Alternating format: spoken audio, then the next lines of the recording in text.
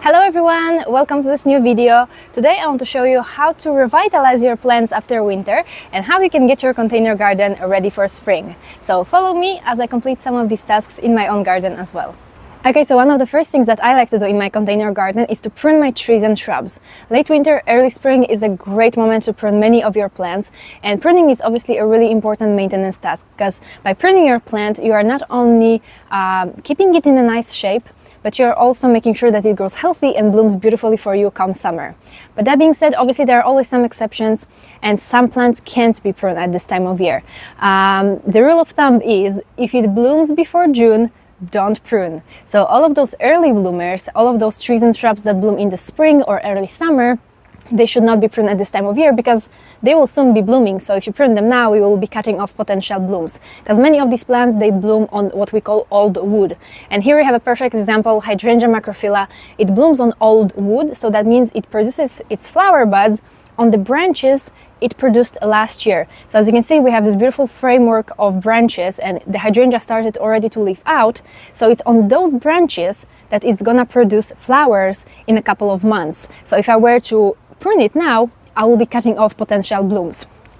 But nonetheless, there are still a few things that we can do to those plants that are blooming either in the spring or early summer, and that is cutting out 3 Ds: dead, damaged and diseased wood. So as you can see, we have a couple of dead branches in here. So let's go ahead and let's prune it. This doesn't matter because obviously those dead branches are not gonna produce flowers. And by cutting out that damaged or dead wood, we are sending more energy to those healthy shoots and we are making sure that this plant is gonna grow healthy.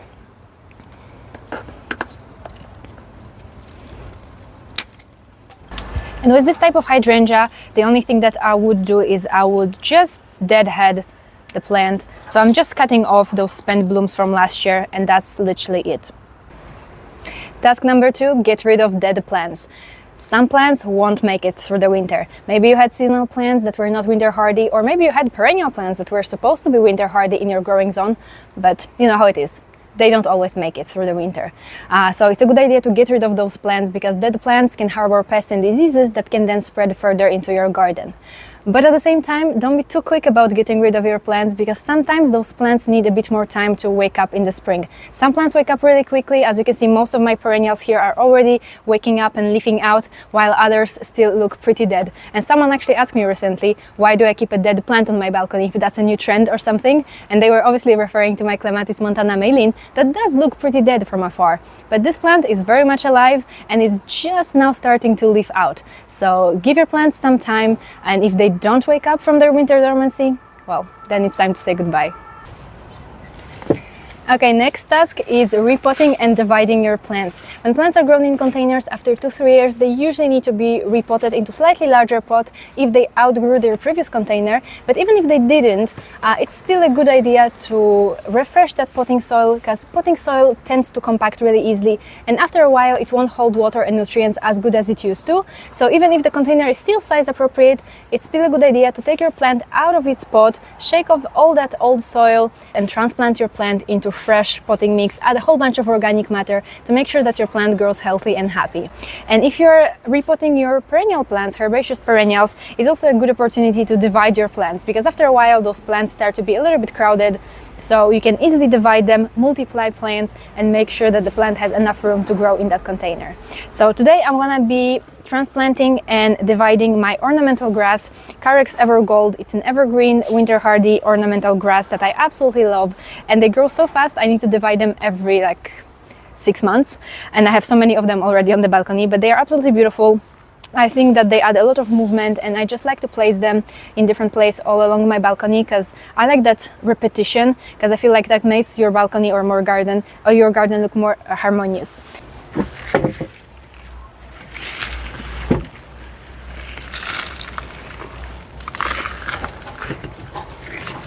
Just gonna shake off this excess soil. As you can see, it actually started to be a bit pot bound.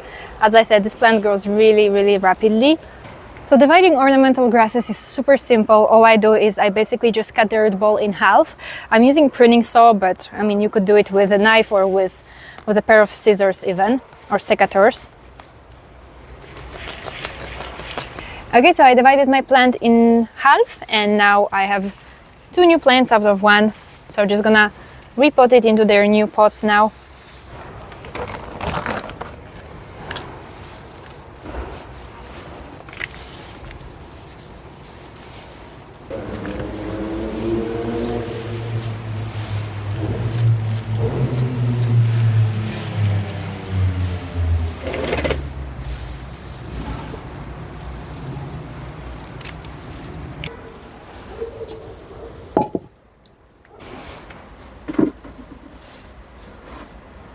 Okay, next task is mulching. Mulching your potted plants has many great benefits. Not only it protects the roots from frost in winter, protects them from heat in summer, but it also helps to retain soil moisture. So the potting soil, there's a bumblebee.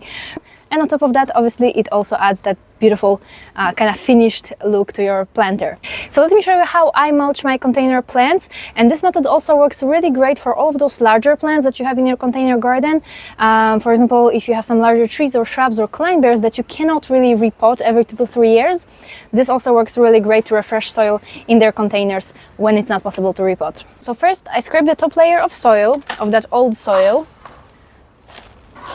It's actually mixed with the old mulch, but that's okay. So I just scraped really the top layer, but if you have some older plants, you can scrape as far into the pot as you can. And now we are gonna add a layer of either a fresh potting mix, or better yet, a layer of organic matter, for example, compost or humus.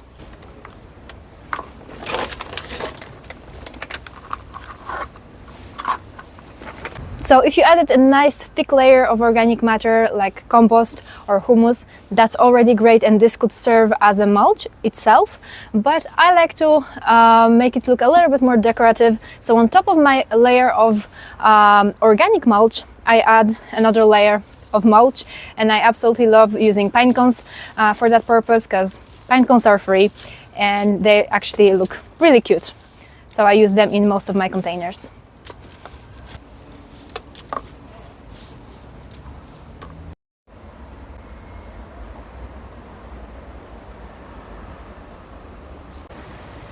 Okay, and the last task, and probably one of the most important tasks that you can do in your spring garden, is to fertilize your plants. You can't expect to grow healthy plants if you don't fertilize them, because fertilizers are plant food. They are essential nutrients, minerals that your plant needs to complete its vital processes and to just grow and stay healthy. And in the ground, you know, when we plant plants in the garden, plant can spread its roots in search for water and nutrients, but they cannot do it in containers because they grow in that restricted environment. So they rely fully on you to deliver those nutrients. I personally use liquid organic fertilizers. I'm not a fan of slow release fertilizers for container gardens. Slow release fertilizers work really well in the garden because, as we said, garden soil and potting mix are not the same things. Garden soil can retain those nutrients, so your plants have all the time that supply of those nutrients in the ground. But potting mix will not retain nutrients the same way as garden soil. And on top of that, you know, when you have a container, you're gonna water that plant more often because obviously soil dries out quicker in containers versus in the garden. So as you water your plants and as this water passes through that container, the nutrients are being leached out. So as I said, I'm gonna rely on organic liquid fertilizers that I'm gonna be using weekly. I have a whole video where I spoke about the products that I use and how I use them, what they are meant for. So I start to fertilize my plants when the weather warms up and the plants are actively growing.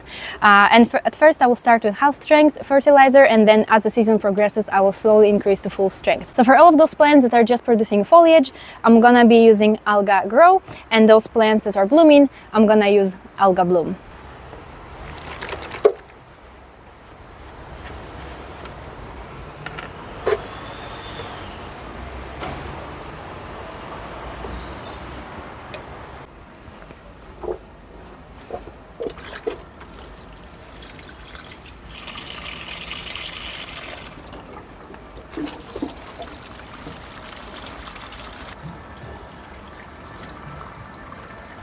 Okay, so here it is, 6 simple tasks that you can do to help your container garden regenerate after winter. Hope you found it helpful, and happy gardening!